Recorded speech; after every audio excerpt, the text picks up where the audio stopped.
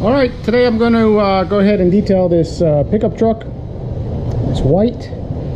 Typically white paint, more than anything, is oxidized, gets oxidized. So you can see here the reflection in the ceiling lights is pretty bad. If you look down the side, you see there's almost no reflection in this vehicle. So we're going to go ahead and wash it, clay it, then we'll examine the paint, see if we need to do a chemical decon with an iron remover or not. You see there's almost zero reflection in this paint. It's really pretty amazing how bad it is. So after I wash it and clay it, I'll bring you in and show you a test section of what it looks like. Alright, the car has been washed and clayed. I'm going to go ahead now and do a test section. This is typically the spot where people need the most help. If you look on forums, it's usually what pad, what polish, what speed am I going to use. After a while, you'll just have your go-tos that you'll try, and then you can modify from there. So I want to cut through this oxidation pretty quickly. Assuming the underlying paint is in pretty good shape. I use a Harbor Freight DA. They're super cheap. This one's probably 3 years old now. Never given me any problems. I do use a Surbuf pad, and I'm using Meguiar's D151 paint reconditioning cream.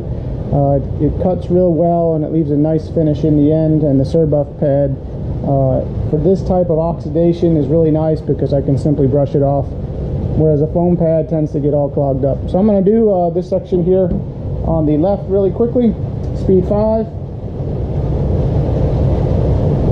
and then bring you in and show you the results.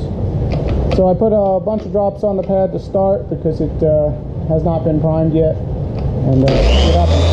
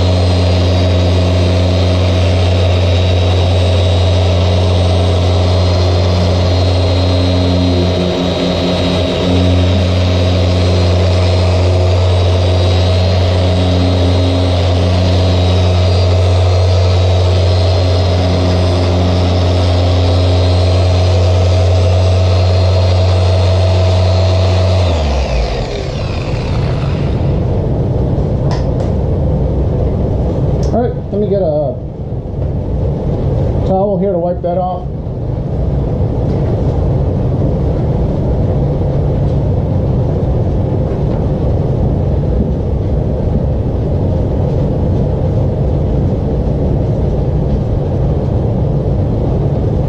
So it looks like this combination will work well. Get this tape up so you can see the difference. Alright, so this is a spot I just polished, and there's my line.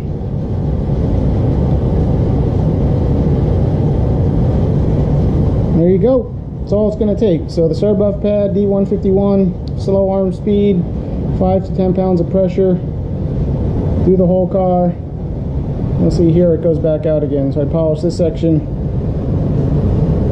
go across to the other side. And that's it. So that's what you need to do to remove the oxidation.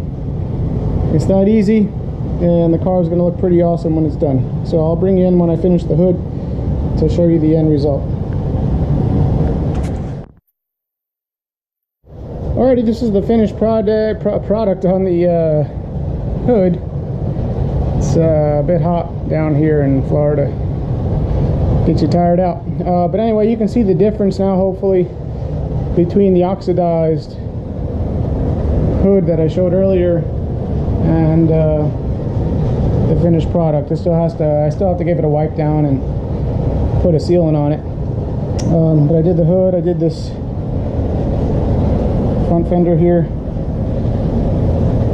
So you can see as I move to the door now, which I haven't done yet, the reflection is pretty bad compared to the other parts of the car.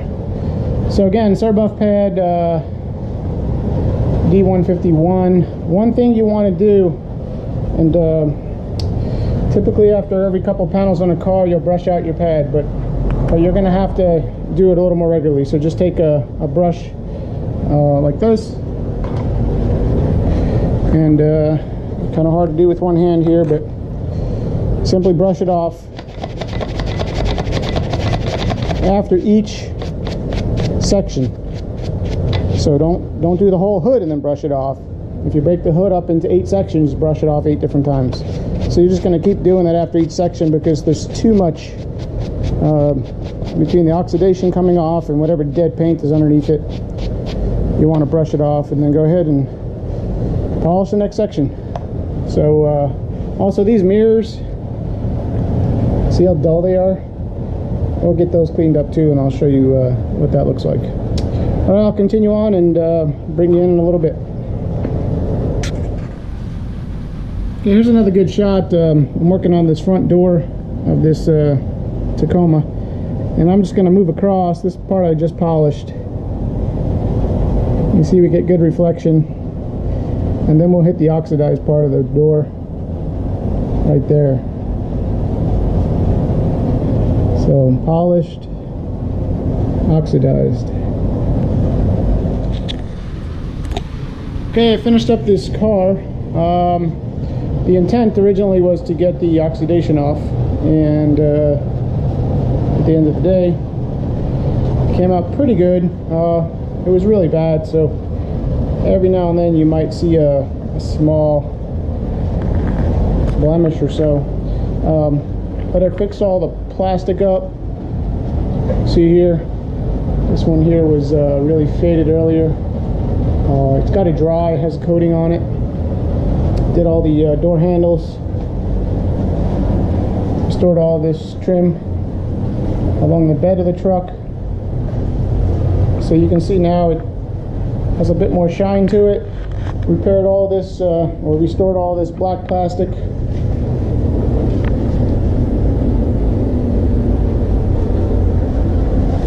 Also along the top.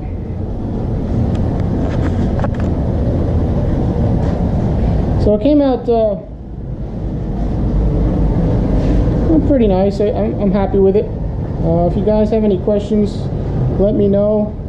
I told you what products I've used. The only thing is on the mirrors and the trim, door handles and the trim, I used, I believe it's called Fade to New. I don't know, unfortunately, if it's still available. I bought it a couple years ago, and I bought a big container of it, and I still use it. So, but you can try to use Wipe New. Wipe New works really well, despite all the negative